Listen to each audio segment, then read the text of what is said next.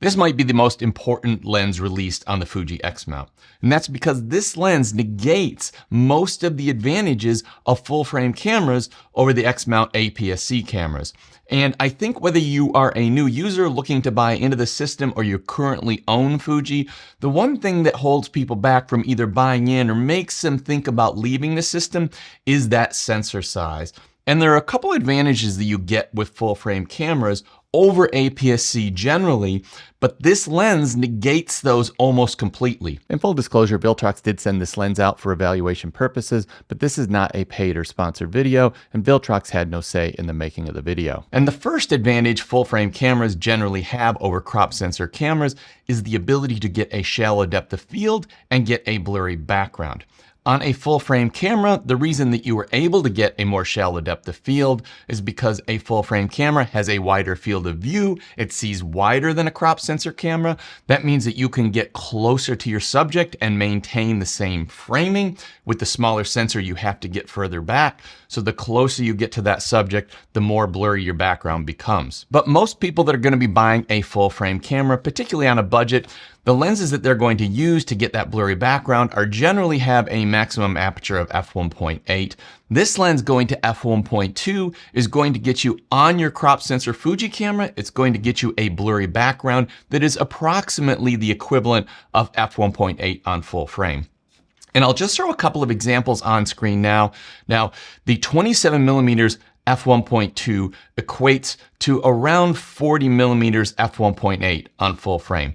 I didn't have a 40mm f1.8 lens, so what you're seeing is a 35mm f1.8 compared to the 27mm f1.2. But what you're going to find is you're getting a very, very similar level of background blur and subject separation, subject isolation, thereby, once again, negating the advantage of that full frame camera. The next reason you see people go for full frame over crop sensor is low light performance or high ISO performance. And essentially what this is in low light conditions, you often have to crank up your ISO, and the higher your ISO goes, the more grainy and sort of gritty the footage is.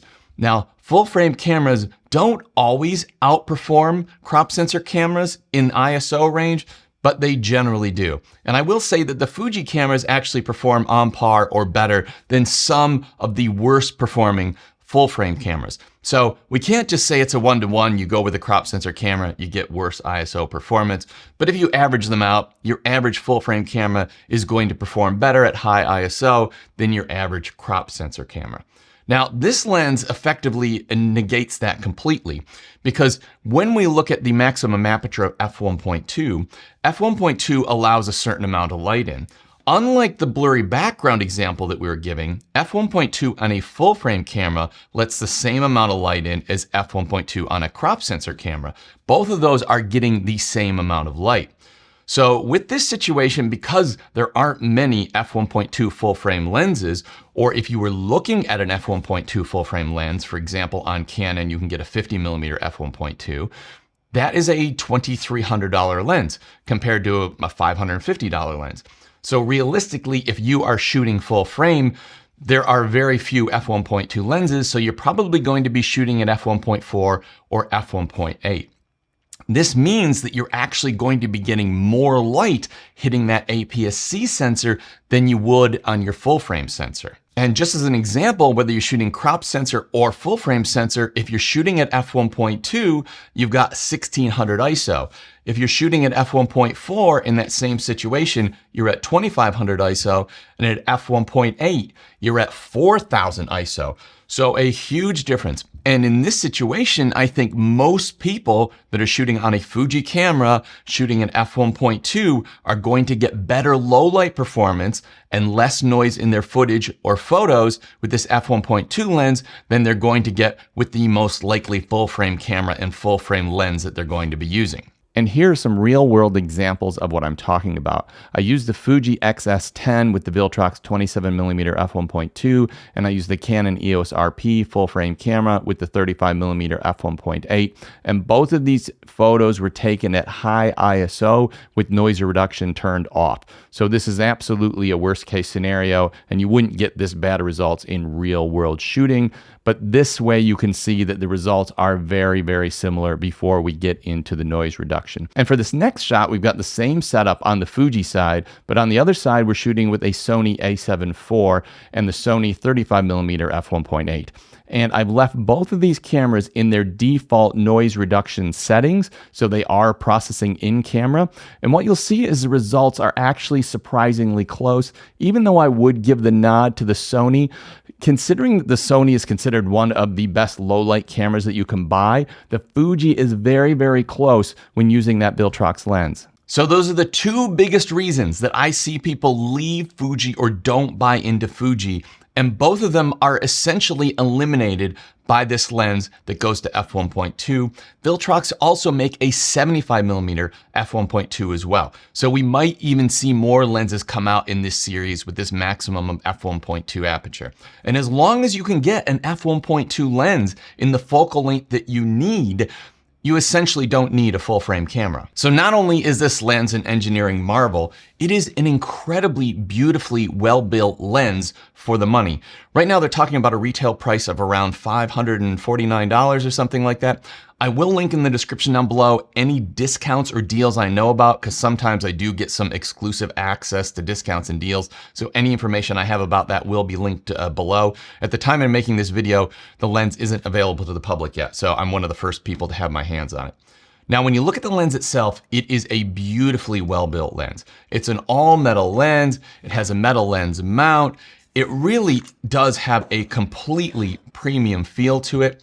It's even weather sealed, which is extremely unusual at this price point. Now, I like the fact that it has what they're calling a soft clicked aperture ring. So you have these really, really soft clicks, and it's kind of somewhere like a compromise between having a hard clicked aperture ring, which you'd really notice in video, or having a totally declicked aperture ring that could sort of be bumped in and moved easily. This is this compromise where it's very subtle clicks that you know are there, but you could use it in video without it making much noise or affecting the footage or making it jerky. The other thing I like about this lens, as compared to a lot of first-party lenses, is the fact that the focus ring and aperture ring are metal. I prefer this over rubber focus and aperture rings, because I find even with my sort of expensive Sigma lenses, after 5 or 6 years, that rubber kind of starts to perish and doesn't look its best. And I kind of imagine if I've got those lenses 20 years from now, I don't think that rubber is going to be in very good shape, and it's probably going to be distorted. Where an all-metal lens is similar to these all-metal lenses that I bought vintage lenses from 40 or 50 years ago. As long as you look after them, they pretty much work and look like they were new way back then, because you don't have that rubber to perish. And the only plastic parts you're going to find anywhere near this lens are the front and rear lens caps and the lens hood. And I can tell you, I love this lens hood. It is a beautiful deep lens hood. And this allows you to go out and shoot at night, which this lens absolutely excels at, going to f1.2. And it stops that stray light from coming in the side and causing sort of reflections and refractions. The lens does control flare and stuff like that extremely well, but this just really adds this extra element that gives you the strongest possible contrast. It also allows me to use a protective filter, which I like to use on all of my cameras, but I do find that often when I go out at night, I have to take the filter off, because the protective filter is a flat piece of glass, and it does tend to get sort of this little dancing around dot or reflection of where the light hits that flat piece of glass. But having this lens hood almost completely negates that, and I'm able to use the protective filter at night in a way that I can't with a lot of other lenses. And I do put protective UV filters on all of my lenses. That's an absolute non-negotiable for me. And I've spent thousands of dollars comparing different UV filters to find the ones that cause no image degradation at the lowest possible price. So I will link those details in the description down below, the right size filter and the type of filter I use pretty much on all of my lenses now. In addition to that, the lens is splash and dust resistant, and it does have a rubber gasket at the back to stop water getting into the lens, the back of the lens, or the body of the camera. And it has a very common and popular 67mm filter thread. I'm finding Pretty much all the lenses I'm buying nowadays all have a 67mm filter thread, which is great if you got sort of ND filters or landscape filter sets. You just get the 67 and you can pretty much use that on most lenses now. This lens is what Viltrox is calling part of their Pro series of lenses. And as part of that, it has one of the most sophisticated optical formulas I have ever seen from a third-party manufacturer. This lens has 15 glass elements in 11 groups and 2 ED elements. Now, I won't go into too much detail on what that's all about, but what I will say is Canon currently make a 50mm f1.2 lens that costs $2,500, and that is a 15 element lens in 9 groups. So you're actually getting a level of design and a level of optical sophistication that is on par with lenses that cost $2,500. So we are talking about a budget lens that is delivering some technology that we have literally never seen at this price point. So not only is this lens an incredible optical performer, but 27mm is so incredibly versatile on an APS-C sensor. And it's just good enough to get close and take a really nice portrait shot of somebody, but it's wide enough to sort of back up and get a more environmental portrait where you get a bit of the background and the surrounding environment in. It's also an excellent street photography lens, particularly at night, low light conditions, sunset, in a city with sort of the neon lights and the bright lights going. And generally with APS-C, I like to shoot 23mm for sort of daytime street photography. But when I'm shooting at night, 23mm to get the photos I want, I've got to be pretty close to the subject. And it does feel a bit intrusive and creepy trying to sneak up on somebody and get that sort of close shot. Where at 27mm, it's just going to give you that little bit more distance from the person, but you're still going to get them so that they are a significant part of the frame and you're sort of framing them in the city. So I think when I'm looking at nighttime photography, I'd rather have that little extra distance. And then of course at f1.2, you're going to get this incredible low light performance, you know, sort of the best low light street photography lens ever made for Fuji X mount. It's also a great all-purpose travel photography and travel video lens. 27mm is going to do just about everything for you. So your walk around photo, your walk around video, sort of going in and out of buildings, birthday parties, functions, what have you.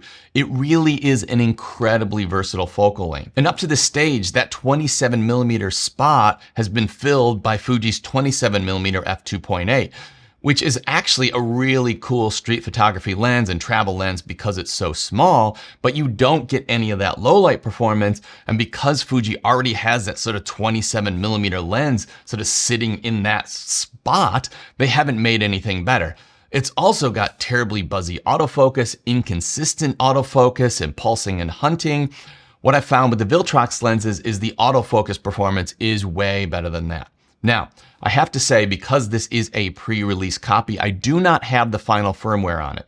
So as far as testing the autofocus, what we found with the Viltrox lenses, with pretty much everybody who's reviewed them or tested them, is when they first come out, the pre-release copies aren't as good as the final copies when we get the final firmware. So I expect that we will get this lens performing in line with all the other Viltrox lenses I've got, but right now I really can't fully test it because I don't have the final firmware with the lens. But none of this would matter if the image quality wasn't amazing. And spoiler alert, the image quality is absolutely amazing. And first I want to talk about sharpness. One thing that you often find with these lenses that have maximum openings or maximum apertures of f1.2, f1.0, even some f1.4 lenses, is they don't perform their best at their maximum aperture.